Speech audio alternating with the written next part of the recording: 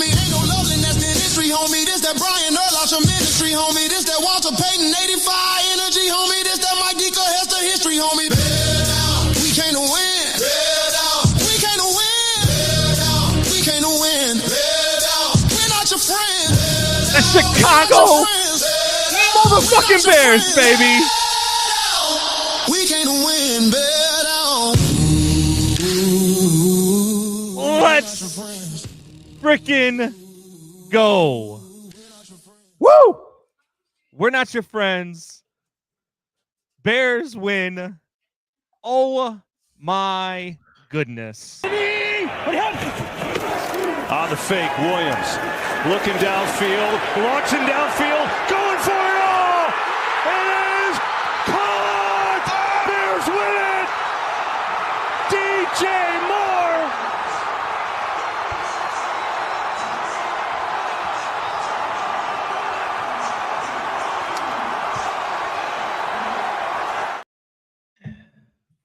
Fitzy, look, man, we Speechless. talked last night. I've never been happier after a victory than I was last night. That look, and that includes the 2006 season when we went to the Super Bowl. Watching that game and watching the way a Bears team that quite frankly didn't deserve to win that game find a way to win that game. Yeah. It's just, Yeah. I mean, dude, so much fun, man. So much fun. You watch this team and you watch what they do, and they never give up. And look, they made some mistakes yesterday. There was that play call on the first drive on 4th and inches was maybe the first real mistake by Ben Johnson play calling wise in his tenure as a Bears coach so far. But the man, first one you just could plays, solidly man. say, yeah. The first one you could solidly say that that's you're just averaging a bad 6 call. yards a There's carry. There's You're no averaging 6 yards a carry on that drive. and you're moving and shaking, and even Zacchaeus is catching the ball. And the throw to Zacchaeus on the sideline and that drive is beautiful. I mean, and plus the throw we just watched that I've watched like 20 times, which usually only watch baseball highlights that many times. Yeah. You still got a problem with DJ because there's wide receivers who make that catch in the league, but not 20 wide receivers, and probably not 15 wide receivers. Probably 10 wide receivers make that catch in the NFL right now, with the guy draped all over him like jewelry, like basically pass interference. Totally. I mean, but there was no flag, which I don't even really mind at that point in the game. I wouldn't mind if they lost because of it, but there were a couple of flags yesterday that we have to talk about, and we're definitely going to get into that. Because I want to talk about some of the people that are out there, the Packer fans that are out there calling the Austin Booker hit on Jordan Love dirty. Like, you don't know what you're watching if you think that that's a dirty hit. Don't duck. Don't lower your head into the hit. We say it all the time, right? When we watch hockey, like, I'm a big hockey guy, and there's a guy skating down the center of the ice with his head down and he just gets murdered. What do we say? Don't skate with your head down. Don't lower your... What is a defender supposed to do when he is in the midst of delivering a hit with his head down where it's going to hit you in the chest where it's supposed to hit you, and then you lower into the damn hit? Yeah, I don't know. What is a defender supposed to do there? Don't know, and I probably changed what I texted you. I guess that's a flag, but I don't know what the defender's supposed to do there. I really don't know. To lower your shoulder, you have to lower your helmet. And this is why, no one can tackle anymore. Because like, what's a penalty? What's not? How are you supposed to contort your body there? Watch the play live again. It's ridiculous. If you want to call that a dirty play, well, what's his name? Nixon makes a terribly dirty play to DJ Moore. That's even worse because DJ Moore isn't even looking. At least Jordan Love is trying to protect himself. And Jordan Love wasn't exactly excellent in that game anyway. I mean, and I don't want to hear from Packers fans about a dirty hit on a quarterback because I'll bring up the video and play it on repeat of Jim McMahon. Oh yeah, 30 seconds after he throws the ball, getting picked up and that's into the ground. Different. I know how long ago it was, but I mean, you're talking about like delivering a hit. Like what happened to DJ Moore was way dirtier than what happened to Jordan Love. But I'm going to tell you right now, I'm okay with both of those plays. Yeah. I'm okay with Austin Booker's hit on Jordan Love because Jordan Love lowers into that hit. I'm okay with the DJ Moore thing because it looks like the cornerback Nixon is just coming across the field and DJ Moore turns his back and there's nowhere for the guy to go. I don't know that he saw him completely. Maybe he did. I know some people are saying watch the way he looks at DJ Moore after he delivers the hit, the way he throws his arms up like he's trying to deliver a hit. Okay. But I'm okay with both of those plays because I don't think that either one of them are dirty. I think this is a hard-fought game. Yeah. Between two division rivals that are just going full speed and that really just don't like each other. So I mean, if you see the play live, Austin Booker, he's coming off being almost tackled Jordan Love or coming off around one of his blockers. Austin Booker doesn't think he's going to meet him there when he starts to run towards the play. I mean, that's what makes it a little weird. Hit on DJ Moore was dirty. I mean, and Jeremiah said he saw him because he finished the hit. Maybe he did. Maybe he did. And if he did, then it is what it is. And then DJ gets his revenge, right? Because he gets his revenge because on that final play, Nixon is the guy that DJ Moore beats for the touchdown. So it is what it is. But I don't think the Jordan Love hit was dirty at all. Jordan Love lowers his head. It's a bang play. And yes. The only reason why I changed what I sent you is because that's where the league is. It's a quarterback centered league. It's not the league we grew up with. They're going to have to call a penalty there because they can't have their quarterbacks, the center of the league, get hurt. So they're going to have to throw a penalty, even though I don't know as a defender, if you're running towards somebody like that, how you contort your body and still make that tackle. You don't. I mean, that's why you got a linebacker coming straight at Patrick Mahomes last year, and Patrick Mahomes just like runs around him. Because if it's 25 years ago, Patrick Mahomes gets his head ripped off. I mean, that's why things like that can happen.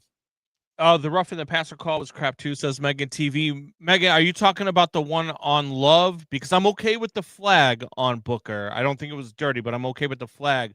Or are you talking about the one later in the game when oh God, I'm gonna forget his name. The backup quarterback for Green Bay, Malik Lewis. When he goes down and into the slide, that was also a roughing the passer as well. Because look, I get it. But he's in his slide, and Brisker knows he can't do what he did. It's not even the fact that he comes in for the hit, but he also throws a if it wasn't for if it wasn't the shiver, which I kind of liked. If it wasn't that, I think they might have been okay if he just kind of like turns over and tries to fall. But again, and that, on Love.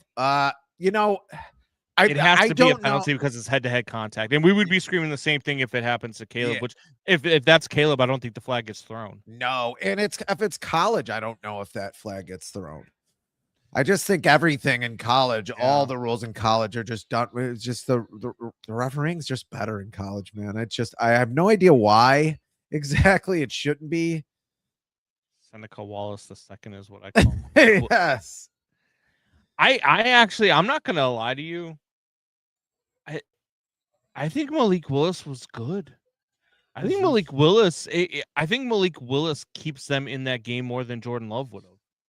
Probably getting out of when the Bears defensive line actually got him some pressure, which that defensive line, I'm sorry, it needs an overhaul. Maybe Austin Booker's a good piece in the future, but it does. Sweat had another sack at the end of the game there, the end of regulation there, and his sack numbers will be fine. He's fine. He's a great player, and he's good against run defense, but he's at other side of a great defensive line. He's the other side, the guy that does the run, can really defend against the run and can rush your quarterback too.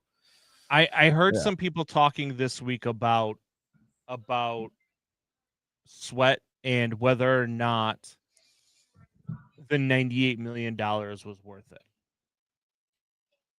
And I think that's a fair question to have, considering Sweat's. But now I think Sweat's had a good year. I really do. Does he have 10 has he been sacks? great? No. Does he have 10 sacks? He's going to have 12, 13 sacks. He's going to get run against the run. Like, yeah, I mean, he's not getting paid top defensive edge. He's getting paid elite edge rusher money. Yeah, but he's not getting paid TJ Watt money. No, he's not getting paid Micah Parsons money. He's not getting I don't even know if he'd be in the top 10. I mean, we could look at top 10 edge rushers. We can get he's getting 98 totals out of, what was it, a 5-year deal?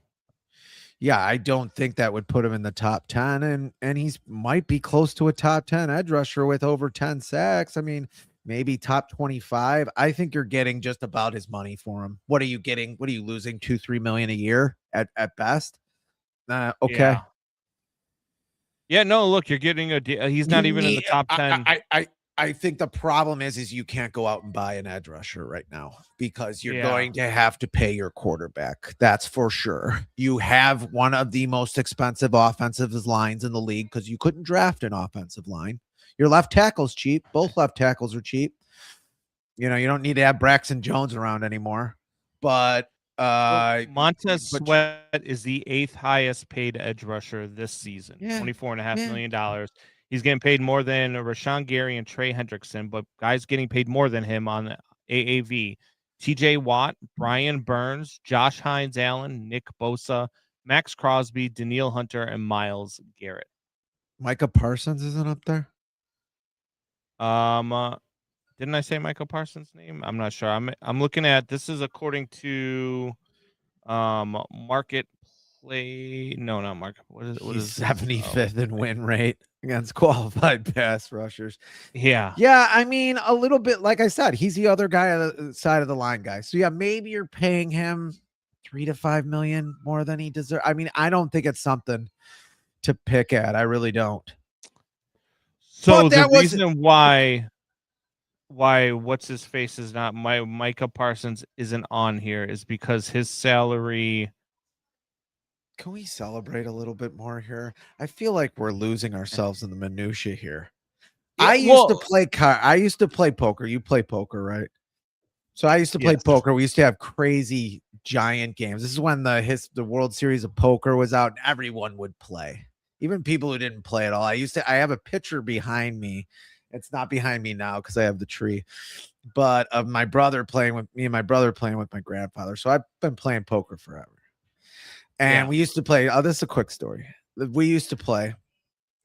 And because it was beginning of World Series of Poker, we'd have like 30 player games, 40 players games at an old house I used to be in with my cousin Billy and my brother Joe. And we'd have like 30 player games, 3 table games. And we get to the end. And there was always Bill Stewart, who listens to the show sometimes, would be playing again. Would play, and sometimes he would just go in on the dumbest hands. He'd be one of those. And we're at the end of a 30-player game. It's like 2:30 in the morning, and he goes in. I got a pair of kings on the flop. He goes in with a 7-5 offsuit, and he's got 3 spades. So he needs river flush basically to win. And he got it, didn't he? He got it. I think about that hand, and we're talking, this is like a $500 hand at this point. Yeah. I mean, I won a little bit in second place, but he wins. Yeah. $500 hand. He wins. River. I always think about that when a game like this happens, where it's like he was like 2% to win, maybe 3%. Such a bad beat. And it's such a bad beat. And my mind is always like playing the percentages. Even before that, they came out with the app for the percentages, just because of my mind's always in poker. And I always think about that hand when I think about what the Bears did to the Packers. How aggravating is this team to the opponents they've played this? Is my question. Like, how aggravated? If you're a Packers fan and you're being honest this morning, wherever you are, Julianne, because you ain't here, How pissed? He's still mad at me probably because I said that I wasn't going to miss Micah Parsons this week. She thought I was being mean, and that's not what I was doing. I wasn't being mean. I just didn't miss Micah Parsons. I'm sad that Micah Parsons is hurt because I think he's good for the league and he's fun to watch. Oh yeah, it was same reason why I think Patrick Mahomes. It's sad that Mahomes is hurt, but I'm still happy that I'm not watching the Kansas City Chiefs in the playoffs. Yeah, I'm still happy that Micah Parsons wasn't terrorizing Caleb Williams all night last night. It was fun the first game, and Caleb Williams, I think, got the best of him in that first game. I mean, he's huffing air at the end. Too much crying at those Fitz poker games. Thanks, Doubting Thomas. We're celebrating. You're right though. Like losing a poker hand, dude. Rivers Texas Casino. Hold'em. Oh my. Rivers Go Casino. ahead. I was playing Texas Hold'em at Rivers Casino.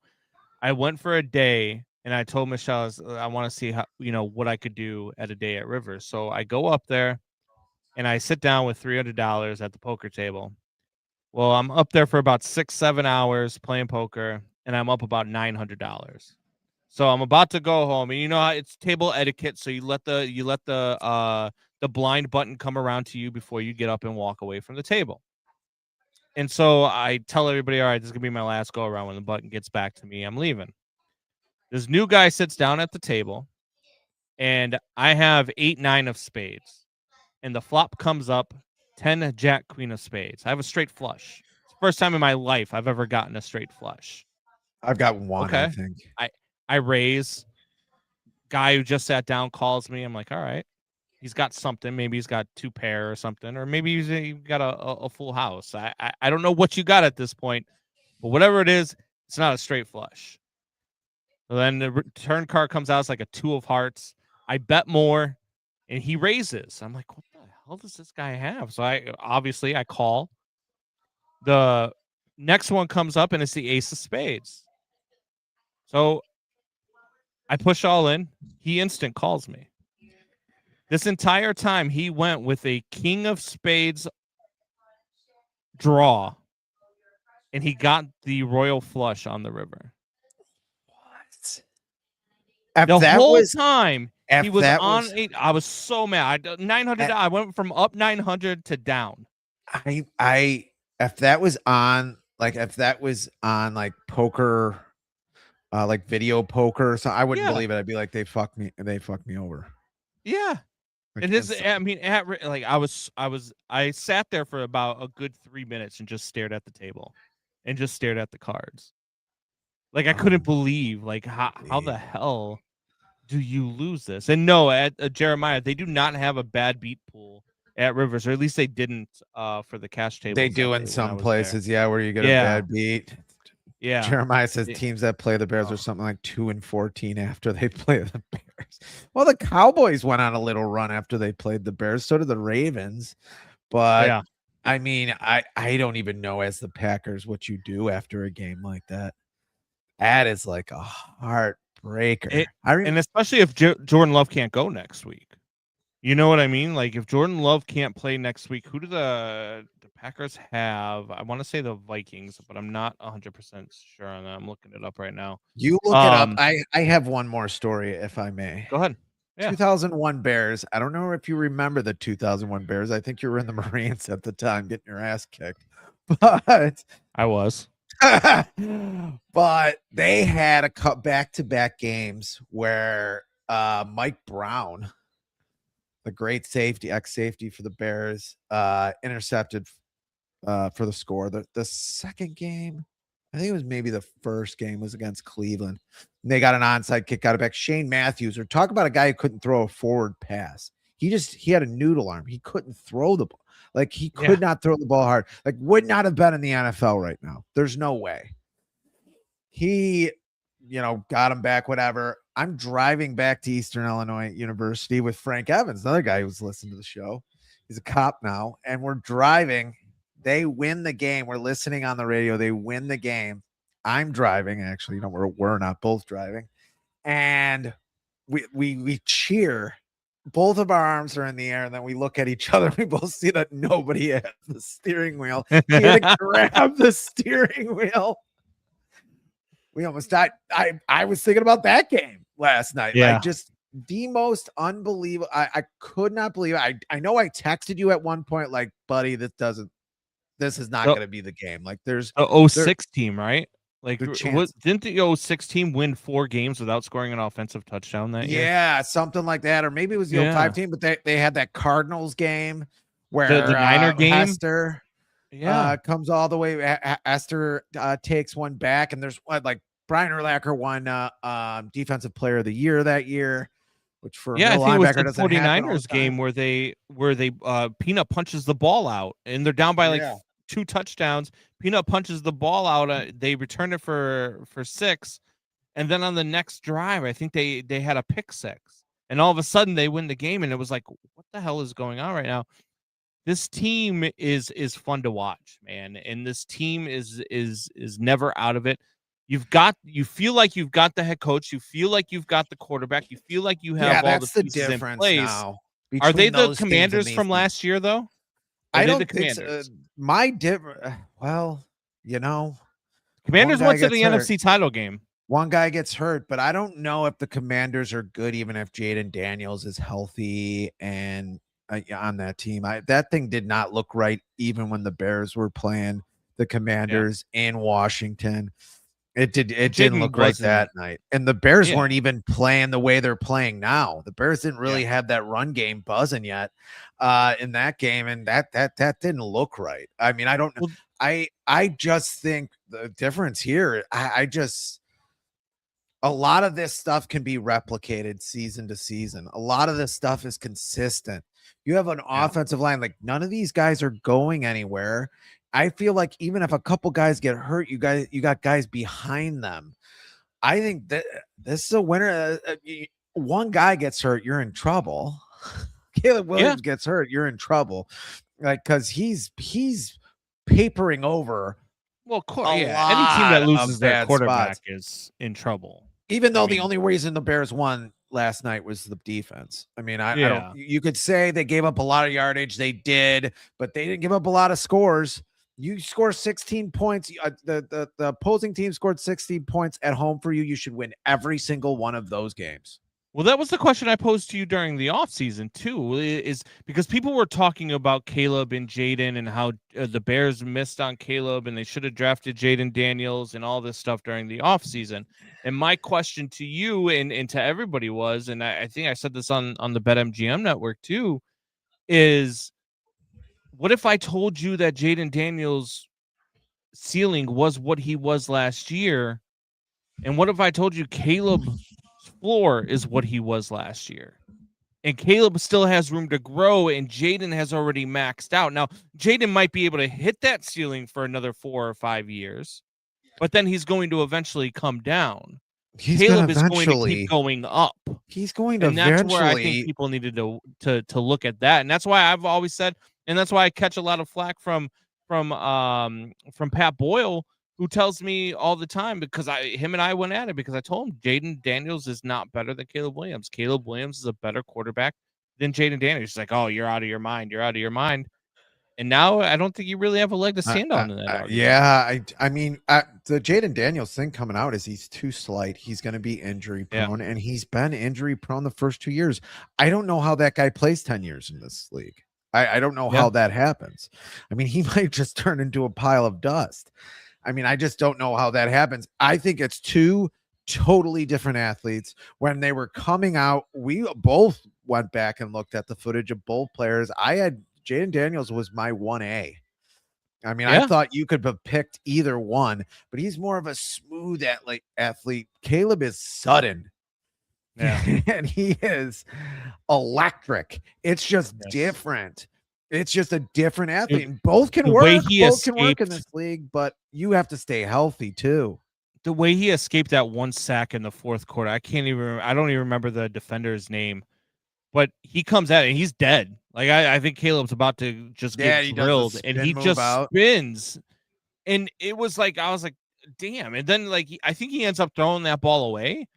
But it's just like, man, your ability to get away, man, this thing is going to be fun to watch for the next 5 to 10 years, even when they finally build that new stadium in Hammond. Yes. I know you want to talk about that. I know you want to talk about that. I would like to talk about that. I will have a room They're not set moving up to for Indiana. you. I'll have a room set up for you. You can stay in there when we went. We'll both walk to the game together. They're not moving to Indiana. In my house that is tripled in price. With all that equity I have in there, I'll have enough room for you. I can make probably another room or two. I'll be like the Chicago Cubs, but when you come over, I won't say I have no money. It was you who started this rumor, wasn't it? You son of a bitch. When my house that I buy goes up, 3 or 4 times, I won't say losses are biblical and that I'm just, managing things on the edges and that we're just breaking even. I will tell you that my house went up triple the price since Jeremiah the Bears moved they're out going here. To Gary. That's right, Jeremiah. Jeremiah also says if they had a pass rush, they'd be a Super Bowl team, which I agree with. Pass rush gives you a Super Bowl team. Here's my question, man. Because look, if the Bears find a way to the number 1 seed, and even if they don't, to have to come to Chicago is going to be a big deal for this team. The fact that they get a home field advantage all the way up until the NFC title game, and let's face it, with the Rams and the Seahawks, I mean, if the Seahawks still end up with that number 1 seed, do you trust Sam Darnold in January? Now, all of a sudden, as the 2 seed, you might end up with a home field advantage in the NFC title game. Look, I like where this team is at, and I've heard a couple of people say this week, and I don't want to say it, and I don't want to talk about it because I don't want to jinx anything, but I put out a video yesterday talking about how it's okay for Bears fans to talk and be confident. For the first time, maybe ever, you can talk and be confident about what this team is and about where you think they can go. Why can't this team go to the Super Bowl? This isn't the 06 Bears. This isn't the 2018 Bears where it's all, vapor in an empty bag. It's not. There's substance here. They can run the ball. Yeah. Their defense isn't great, but we've been saying it for years. Give me a top 5 offense, even a top 10 offense and a middling defense. I'll show you a playoff team. I'll show you a team that's going for a title. You don't need a top. I know in every category, Jeremiah, before you even comment about it, that they're in the bottom third of the league in every category, but they take the ball away. And they're what's going to happen, break defense. Right? They are. It's stupid to say over and over again. What? The Bears are going to be in the NFC title game, and it's going to come down to a 55-yard Cairo Santos field goal. And I texted you yesterday, right after that 2-minute debacle where it took, I don't know why he was taking so long to line up for the kick, because everybody in the stadium knew you needed to get that kick off before the 2-minute warning to save the timeout, even though it works out in your favor. Why he was taking so long is beyond me, but I messaged you and I said, I want Cairo Santos fired into the sun immediately. Because I'm so, dude, this is the one similarity between the Bears and the 2018 Bears, right? Is that if it comes down to a kick, you're not exactly confident that this thing's going through the uprights. Yeah, I mean, a lot more than I would be with Cody Parkey. I mean, that Cody Parkey thing was already off the rails. Why he was even playing on that playoff team is insane. I mean, Cairo Santos is hitting kicks. I mean, he hit like a knuckleball into the uprights. I mean, I thought he had a good game. I just got an update. Takeaways are not sustainable. You can ride. I mean, they're certainly making them sustainable. I mean, look at those Lovie Smith teams. They kept taking the ball away, Jeremiah, year in and year out. Different players, different personnel, didn't matter. They kept taking the ball. Nahshon Wright, something's going on right there. That seems pretty sustainable. That seems like a guy that's a ball hawk that just gets the ball, that just gets to the ball a lot. Another goal line fumble. That little ant runs in there and gets that ball away from Josh Jacobs. Like, how did that happen? He's like half the size. He's like one leg of Josh Jacobs and changes the entire game. I mean, Yeah, I get it. I get how you would say that it's not sustainable, but some teams have been able to sustain it over long periods of time.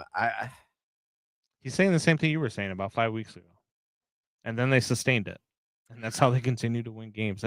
Look, I like this team. I like what they're doing. What I was saying is I don't want them barely winning with a 4 turnover. Yeah. And the Bears did. I don't think the Bears had a turn. Well, maybe with the onside kick, you can say the Bears won the turnover battle. I count that goal line play by Ben Johnson where he's hiking it to I don't know who. I don't know who wrote up that play. Someone's that I was saying, what's his name? Declan Doyle, the offensive coordinator that no one knows who he is. Yeah. Needs to grab him and save him from Ben Johnson from himself sometimes. That's a turnover. It's not the right time for that play call. Turnover. That's a turnover to me, and that's a costly turnover. That's a play call on 3rd and 3 when you know you're going for it anyway. That's a play call on 1st down. That's a play call on 2nd down and goal. That's fine. 4th and inches when you are averaging 6 yards of rush on that drive, it's just a bad play call. I love Ben Johnson. I trust Ben Johnson 110%. It's just that one got away from him for sure. I don't even know if they this get just it. in from Mike Garofalo, by the way. Emerging as the top candidate for the New York Giants head coaching job, Notre Dame's Marcus Freeman. Yeah. You know, when you first said it, what is it, 2-3 weeks ago when they played their last game, it did make a lot of sense.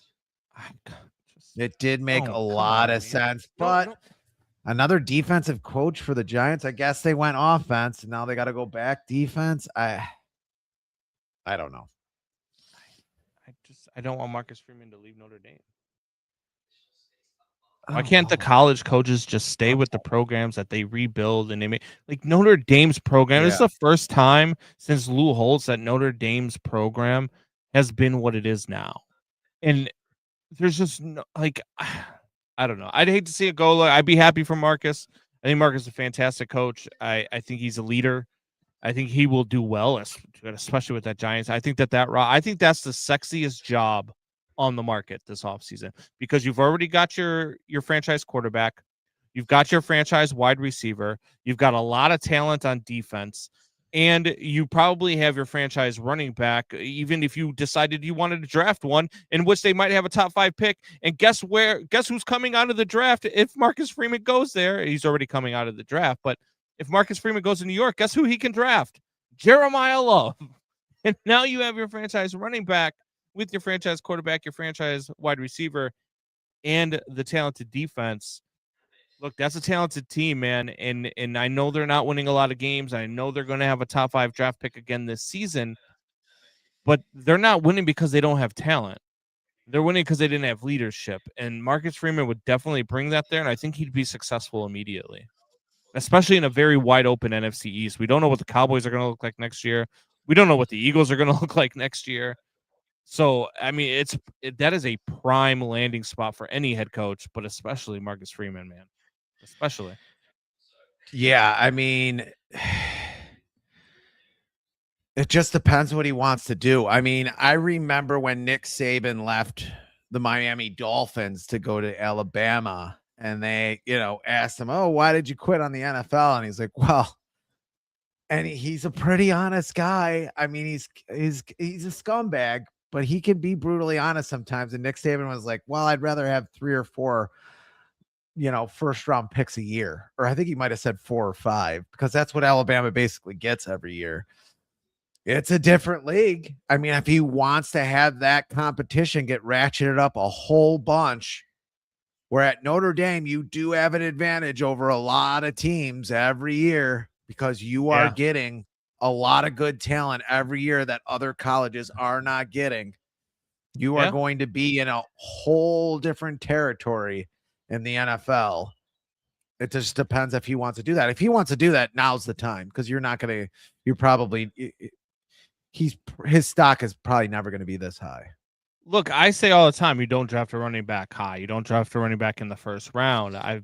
But in a lot of times you end up with, Ja'Cory Krosky-Merritt in the 4th or 5th round. You end up with a Kyle Monungai in the 7th round. So yes, running backs are, but I'm telling you right now, man, Jeremiah Love, I don't like comparing rookies to Hall of Famers, but if you're going to hit another Adrian Peterson, it's going to be Jeremiah Love.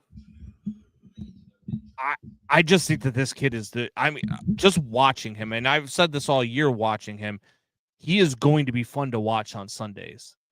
He is going to be that guy, especially if you threw him in that Giants offense. Oh my God, that team's going to be good. That team's going to be good. I mean, and that defense has all the good pieces already in place. They already do have, talk about some edge rushers. They already have some pretty good edge rushers. Banks, and I forget the guy on the other side. Did Ashton Jeanty not just have him? But listen, Jeremiah, we don't listen to the ESPNs of the world. We don't listen to the draft experts. We listen to Combs and Fitz. And what did Combs tell you about Ashton Jeanty? What did Combs tell you about Ashton Jeanty? I wasn't in on him. I thought he stay away. I thought he could. I think he still could be an Alvin Kamara. Who's good? Who's really good? I mean, Alvin Kamara is terrific, but he's not. I don't think he's worth a top 10 pick. While ESPN and all of those experts were telling you that he's the next, great thing, and he was this and he was that, I was telling you he was doing it in a Mountain West Conference. So let's take a step back before we start giving him. He looked like a Reggie Bush or something like that.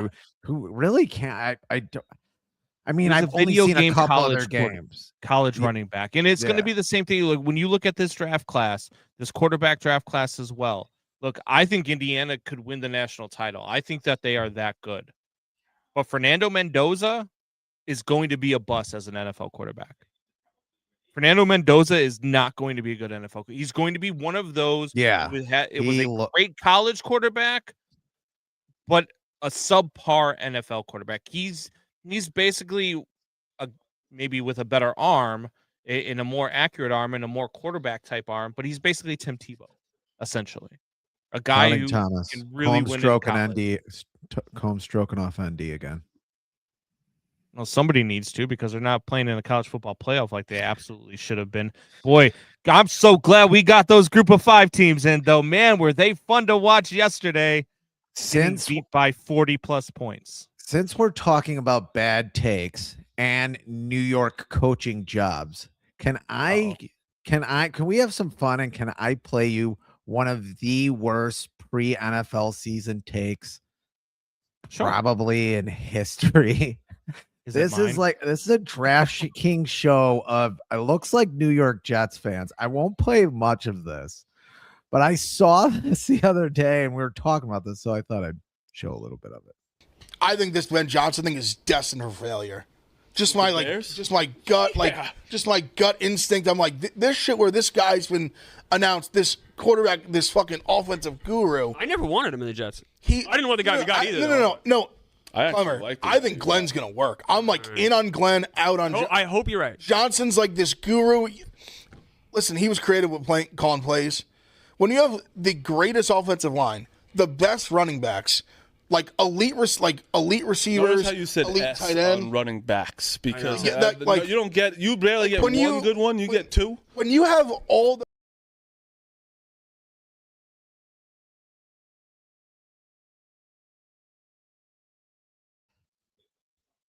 somebody get that guy a cheeseburger. I don't think he's had enough. He's eaten all of them. I know. Look, I think he ate one of the Detroit Lions running I back. think a lot of people had that take, though. I remember Colin Cowherd. I never Remember Colin Cowherd after week 2? I know. Colin Cowherd was talking about, Ben, this thing was a bad hire. It's not going to work. They missed on Caleb Williams. Caleb Williams and Ben Johnson aren't going to mesh. And then last week, what did I hear Colin Cowherd say? Just 8 weeks later, Ben Johnson's the best hire since Sean McVay. Asshole, you can't just change your take. You can't just change your take just because now it's working. No, what you say, Colin, is, man, I missed on those. This thing looks really good now.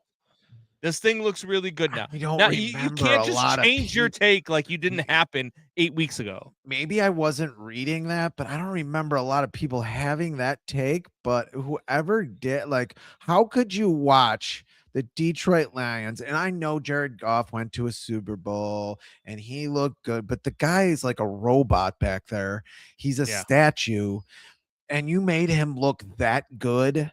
They did have a great offensive line. I think Jeremiah said that offensive line wasn't good until Ben Johnson started calling plays. I can agree with that.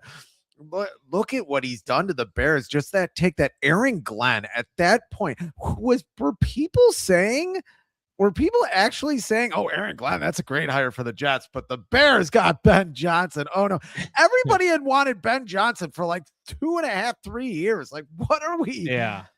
I think people were high on both. But I do remember some people were a little down on Ben Johnson. Some people were down on that, because I think what happens is people will see something and then they want to take that hot take, right? Like they want to have like freaking the moron last week. I forget his name, Broussard, who said that Shedeur Sanders is absolutely going to outplay Caleb Williams this week. Oh my! And then he looked like an asshole. You know what I mean? Like, you can't. People will just take these takes on hopes that they hit. And I'm here to tell you, look, I say a lot of things that people will disagree with in the moment. But if I say them, I mean them.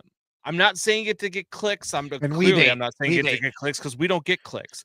But I'm not saying it to just get clicks. I'm not saying it because I'm saying it because I actually believe that that's what's going to happen. And we've ate shit on this show. Yeah, we eat don't. Shit all I the don't time. just make stuff. Yes, but I would never when I'm wrong. If the Jets got Ben Johnson and the Bears didn't, what do you think I would be saying?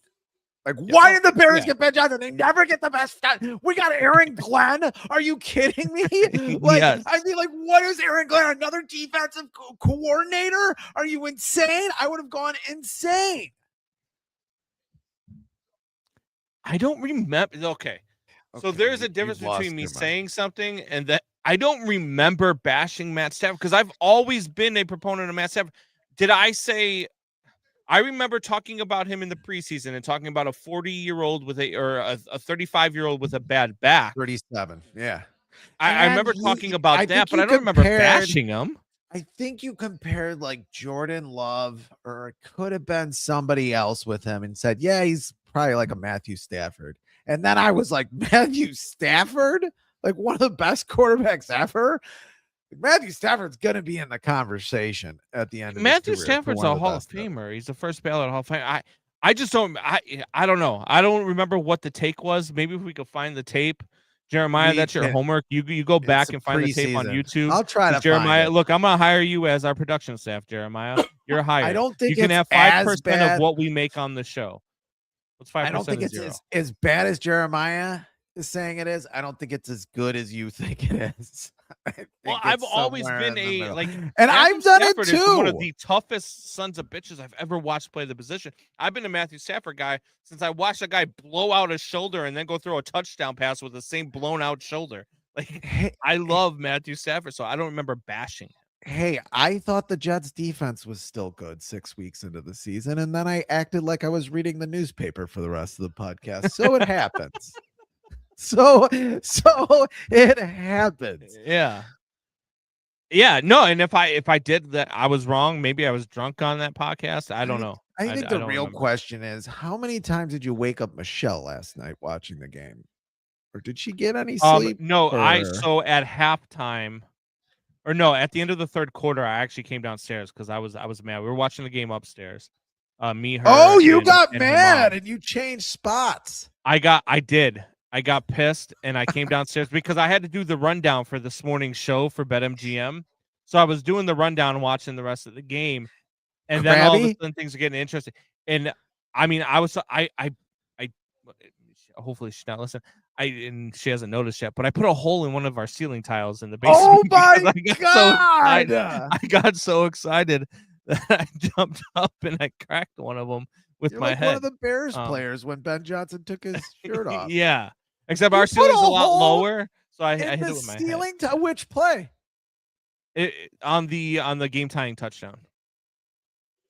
Oh, so in celebration. Yeah.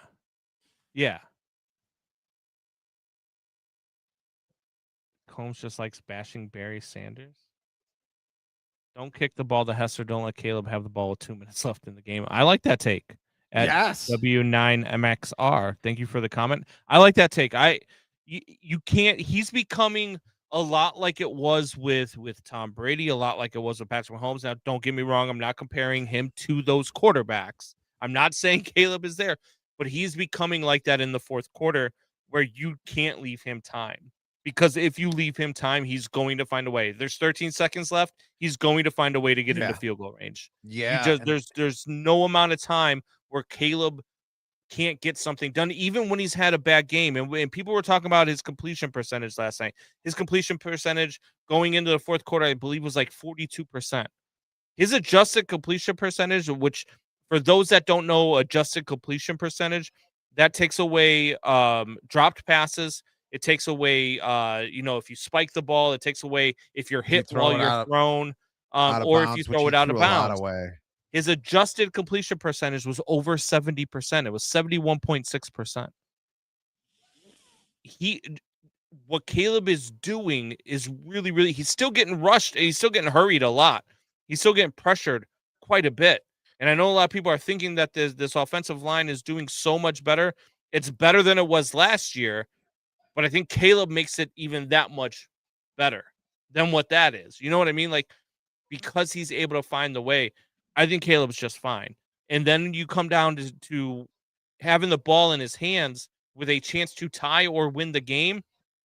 I don't know that there's a quarterback. There's going to be quarterbacks I trust as much as him, but I don't know that there's a quarterback I could think of that I would trust more than him with the game on the line. No, I mean, it's like I said, if you watch that game a couple of weeks ago, right before the Packer game, the first Packer game, Cincinnati against Buffalo, and you watched Josh Allen, and then you watched Caleb Williams, it wasn't much different. I mean, people can lambaste me if they want. Sloppy win, too many penalties. Wow. Why? Who like this guy? Who taught him how to type? Does he ever have fun? You know what? That's actually his wife's typing for him there. He capitalizes and he uses punctuation. There's no way John knows when to end a sentence. There's no way. I mean, but I just think that the thing with Caleb is same thing with Josh Allen, is that he can make throws from so many different arm angles in so many different ways and scenarios on the field that it just takes in so many throws. Plus, he can get out of so many sacks that at the end of games, and he doesn't throw as many picks as Josh Allen either. I'm trying to figure out this guy's name. At Fall Times Flatica Chief Cop 6141 says bear the fuck down. I agree. That's a mouthful. Bear the fuck down. You have to listen. We will bring up all comments. We always do. And thank you for joining the show. But now I need an explanation as to what the name is. There's got to be an explanation to the name. I need to know what it is.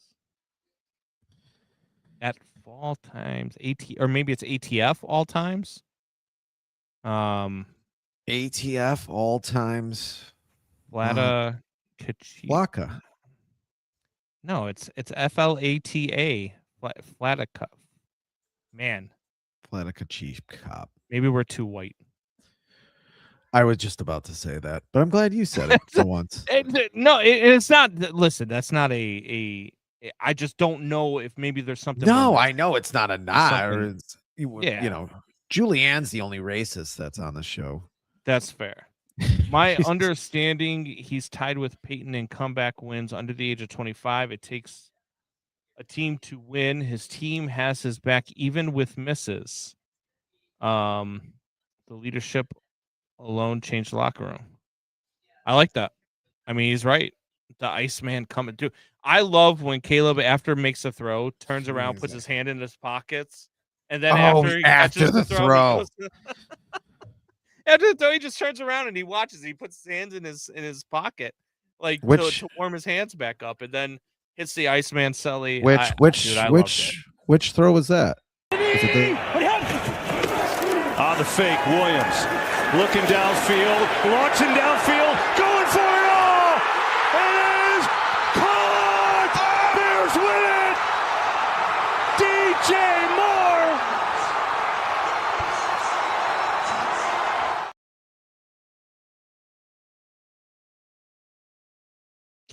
Can't hear you. You're muted. Why did you mute me?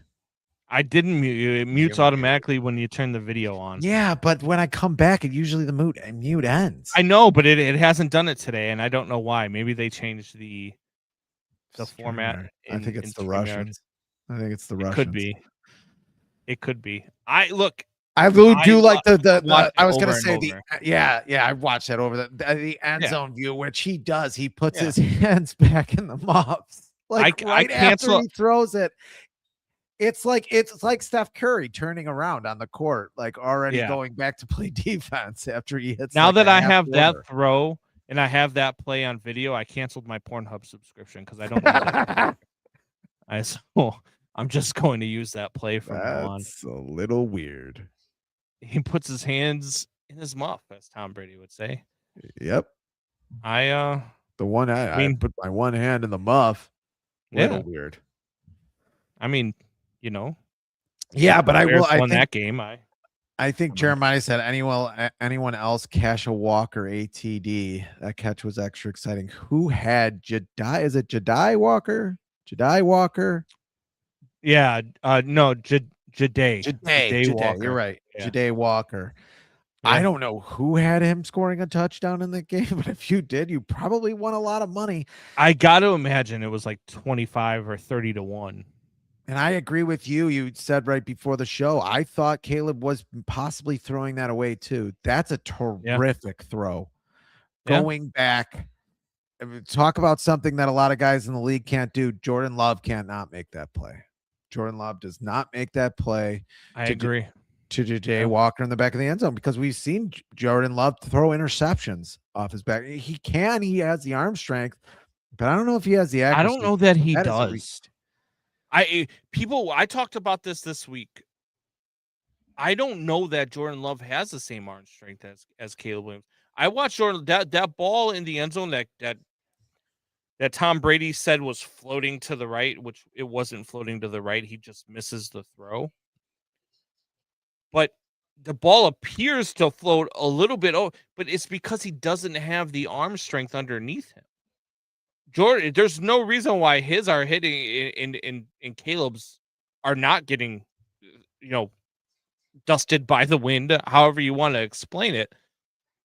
But he doesn't make those throws because he doesn't have the arm strength. I said this about the touchdown pass a couple weeks ago that he makes to the wide open wide receiver, or the tight end, or whoever that has somebody's uncle in a wheelchair that was wide open because nobody covered him. He underthrows that ball by 4 yards. The receiver has to sit there and wait. If there's a defender within 15 yards of him, that ball's picked off. But instead it was a touchdown, but it was severely underthrown. Jordan Love, to me, doesn't have that. He does make bad decisions when under pressure, which is why I thought that they were in a better situation yesterday with Malik Willis than they were with Jordan Love. Lewis. But that's an inaccurate sports talk. But anyway, no, I agree. Just the way Malik was able to get out of, and just how quick he was. And that Bears defensive line, man.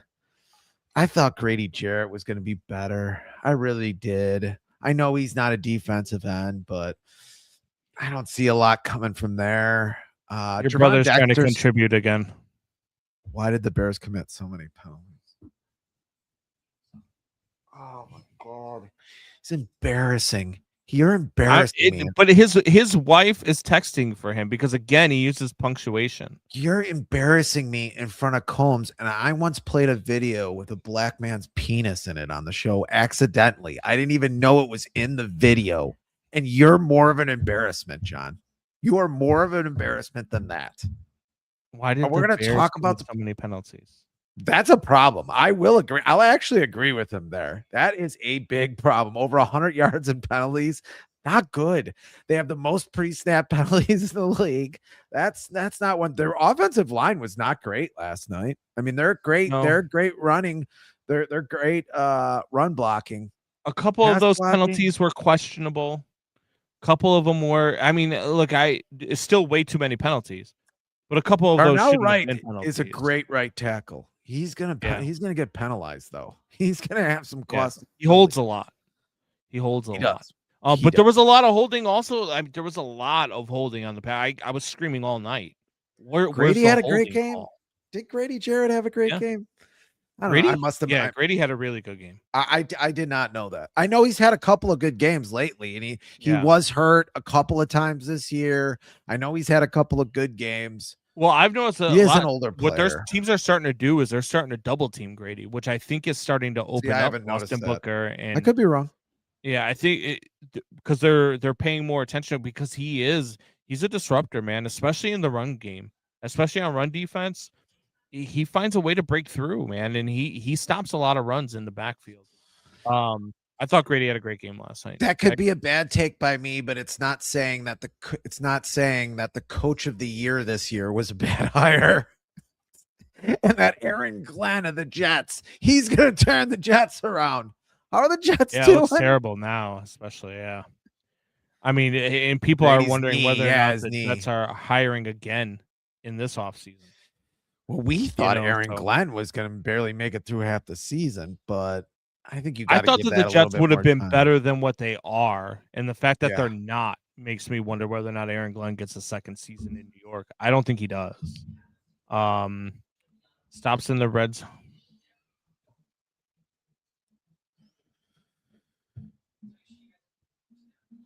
Can we take his phone away? Can we call somebody? I don't know. Cancel. Like, can we just end his internet subscription so he can't watch anymore? I mean, what are we doing? I don't know. What are we doing, John? Can we super quickly go through our picks for the week? Yeah, because John just ruins everything. So let's just get our picks and grinded the show to a halt. Unreal, with nonsense comments. All right, I think he's chat GPTing these comments at this point. He probably is just copy and pasting because there's no way he's using punctuation correctly. I don't believe that for a second. Let's start with Bills and Browns. Buffalo at Cleveland. Buffalo is a 10.5 point favorite in Cleveland. You want to go first? Or you want me to go first? You go first. I'm going to actually take the Cleveland Browns in this one. Buffalo coming off that win against New England, but if I'm getting 10.5 points, I'm taking the home team in Cleveland. Cleveland's defense is still pretty good. Buffalo's secondary is suspect, and Shadur Sanders has looked decent over the last 4 weeks or so, minus the game last week against the Bears. But he has looked good, and he has looked better. I think that they can keep this game within 10. I don't think they win it, but I think they can keep it within 10.5. So I'll take. I think Cleveland gets slaughtered again. I'm going Bills all the way. All right. Chargers, Cowboys. Look, the Cowboys have I believe, a less than 1% chance to make the playoffs, or they might have been eliminated with Philly's win. I can't remember. But I did know coming into the week, less than 1% chance to make the playoffs. They get the Chargers, the 10-4 Chargers, who are trying to keep up with the Denver Broncos. The Cowboys are a 1.5 point favorite over the 10-4 Chargers. The 6-7-1 Cowboys are a favorite over the Chargers. Yeah, I can't believe that, but I'm taking the Chargers. I think it's maybe it's Dallas's offense is the reason why, but I'm picking the Chargers here. I'm on the Chargers too in that game. I know the Eagles clinched the division, so I don't know. I think it's a big Omari and Hampton day. I do. Chiefs Titans. Chiefs eliminated from the playoffs. They've got Gardner Minshew under center today. It was not bad backup. Chiefs are a 3.5 point favorite in this one in Tennessee. I'm still taking the Chiefs. I don't care. I think Gardner Minshew is okay. I know you're going to say Cam Ward's name at some point, but I don't care. I'm taking the Chiefs. I'm taking the Titans, and I actually bet the Titans money line because I think the Chiefs are done. I really do, and they have nothing to play for. So I just think that this is one of those games where Cam Ward's going to go out. He's going to be able to take advantage of a soft defense that doesn't have anything to play for. And I think the Titans find a way to win a football game today. Their third win of the season against the Kansas City Chiefs. Bengals, Dolphins, Cincinnati, a 3.5-point favorite. The same week that Joe Burrow says that he's thought about what it would be like to not be a Bengals quarterback. Who hasn't? And the Dolphins have benched Tua, by the way. Quinn Ewers is going to start for the Dolphins. This should be a fun game. I'm going to take the Bengals anyway. Is T. Higgins playing? It doesn't matter. T. Higgins is playing. Great. And I didn't put him in my lineup. Cool. Yeah, I just went to go set my lineup because I realized it was after 12 and my semifinals lineup is now locked. Yeah. Oh, well. Probably wasn't going to win anyway. So I'm going Bengals here. Yeah, I'm going Bengals too. I think Burrow and the boys, I think they find a way to turn it on. I think Burrow has a monster day against Carson Burrow. Joe Palmer. Let's go to a game that is only going to be watched by people who have a ticket and will be at the stadium. I don't think anybody else other than that will watch this game. It's Jets and Saints in New Orleans. Saints are a 6.5-point favorite. Even against the Jets, do you trust the Saints giving up 6.5 points? This is a game where I can't trust the Jets to not lose by more than a touchdown, but I can't take the Saints minus 6.5. It's hard to say I'm going to take the Jets, but I'll take the Jets here. I don't know why, because I wear Joe Namath jersey every Super Bowl. Hopefully the Super Bowl I won't be wearing that jersey. Malik Willis Bowl. Aw. Do you need a tissue? Oh, Dakota Day need a 22. Tissue? Because if Malik Willis had won that game last night, do you know what Packers fans would be saying today? How entitled Packer fans would be? Oh, we own you. Oh, we beat Malik Willis. I don't care. Did you think Jordan Love was? I don't know. I don't care if we beat Willis Reed. I don't care if we beat freaking Willis DeTemple. Joshua Jacobs. I don't even know if that's a real person. I don't care who was under center. Did you see Malik Williams? Bears are up 2 games in the division. Deal with it. Williams. Did you see Malik Willis's numbers? Do you think Jordan Love is going to have better numbers than that? I don't think so. I actually think that Jordan Love has a worse game than Malik Willis yesterday because of the defense the Bears were playing, because of the way that Love's game goes. Like Love relies on the deep ball. The Bears were not allowing anything deep last night. They just weren't. And Malik Willis was able to create a lot with his legs, something that Jordan Love sometimes can do, but he's not Malik Willis with his legs. I'll tell you that Malik Willis is much faster than Jordan Love. So, and I think also Malik Willis didn't make the mistakes that Jordan Love might have made with making some bad decisions under pressure. So that's why I think it was a better suit for them. All right, let's go. Vikings, Giants. Vikings are a 3-point favorite against the Giants in New York. I'm taking the Vikings. I don't know why. I have no idea. I'm taking the Giants just because. I know you are, because you love the Giants. I do. I love Jackson Dart. All right. Buccaneers, Panthers. My Panthers to win the NFC South ticket. This is going to be a good game. Really nice, baby. It's going to be a good game. It is. It's a 3-point game. Buccaneers are a 3-point favorite in Carolina. I'm taking the Panthers. I'm obviously taking the Bucks. All right. Baker Jaguars, Broncos, another big game. Broncos 12-2. Jaguars do have a shot at the number 1 seed, and it starts today by beating the Broncos in Denver. Which quarterback do you trust more, Bo Nix, Trevor Lawrence? Broncos are a 3.5-point favorite at home. Late in the game, I'm probably taking Bo Nix. I still don't believe in Trevor Lawrence. I think Jacksonville's had a good year, but I still don't believe in that guy. I'm going to take the Denver Broncos. Same reason why I'm going to take the Denver Broncos over the Packers last week. I think the Broncos are a better team. I think people don't believe in them, but I think that they are really, really good. Yeah, good defense. So I think, so I'm going to take the Broncos too. All right, Falcons, Cardinals. Falcons are a 3-point favorite at Arizona in the Who Cares Bowl. I'll take the Falcons. They've looked good lately. I'll take Atlanta as well. Yeah. Nuts. All right. Steelers, Lions. Come on, Pittsburgh. Lions are a 7.5-point favorite at home against the Pittsburgh Steelers.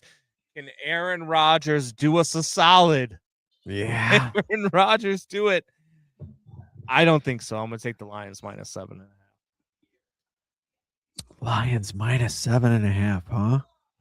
Yeah. Just for the points, I think the Steelers keep it close in this game. I still don't think they win, but I think the Steelers keep it close. I think no matter what, Week 18 is going to be tough against the Lions. I don't care if they're in it or not. It does. If the Bears if need the Bears that win next week, it doesn't matter. Yeah, I mean, Bears but win if the next Bears week, are going for a rank, or Bears going for number 1 overall, or whatever, like Detroit's bringing it that Week 18, no matter what. But yeah, I think that if they win next week, the 2 seeds wrapped up. I think maybe they could play for a 1 seed, but at the very least, they'll be a 2 seed.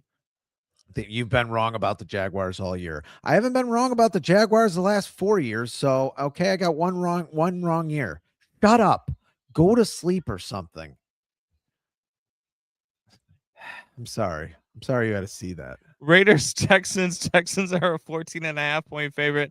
Raiders didn't even score a point last week. Give me the Texans minus 14.5. Yeah, me too. Texans have been good. They have been. And their 10 weeks. Stupid. Yeah, I know. Yeah. That's going to be a tough team too. They are. The AFC, I think is I think both conferences are wide open, but I think the AFC playoffs might actually be the more competitive games. Yeah, I mean, yeah. No, I agree with that. All right, Patriots, Ravens. Ravens need this one to stay in the AFC North race. If the Steelers lose to the Lions, then they could actually take back the AFC North against the Patriots. I just don't see how this offense gets on its feet against this Patriots defense. I know the Ravens are a 3-point favorite in Baltimore. I don't know how the 7-7 Ravens, with the way they've been playing, are a 3-point favorite over the Patriots, who are 11-3.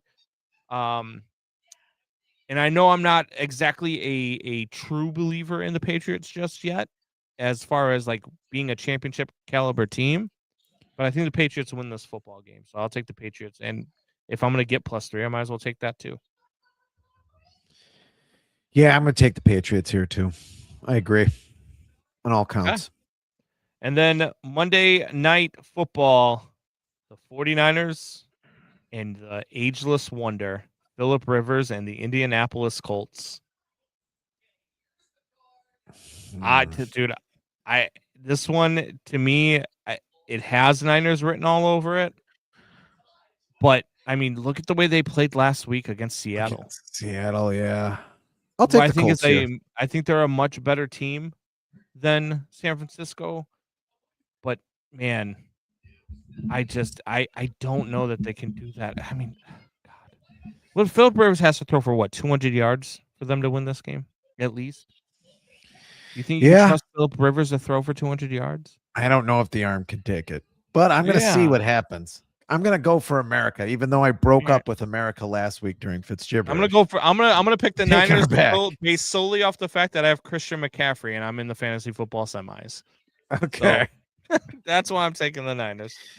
All right. You ready to get the hell out of here? Yep. All right. Megan TV says, Rye, you shouldn't alienate one of your 5 viewers. He does it to himself, Meg. Go away. One of your 5. Wow. First of all, Megan, right now we have 15 people watching us on all platforms. Yeah. Not 5. So take that. And second of all, you're one of those 15 viewers. Well, it just popped up to 18. How about that? Look, we are rising. We are rising. And go take a look at our views on our YouTube shorts. We have thousands of people watching us, Megan. God. She's never going to watch. He's never going to watch again. That's fine. Doubting Thomas started a GoFundMe for my tree in 2026. My tree is the most popular person here. Bears play Sunday night next week.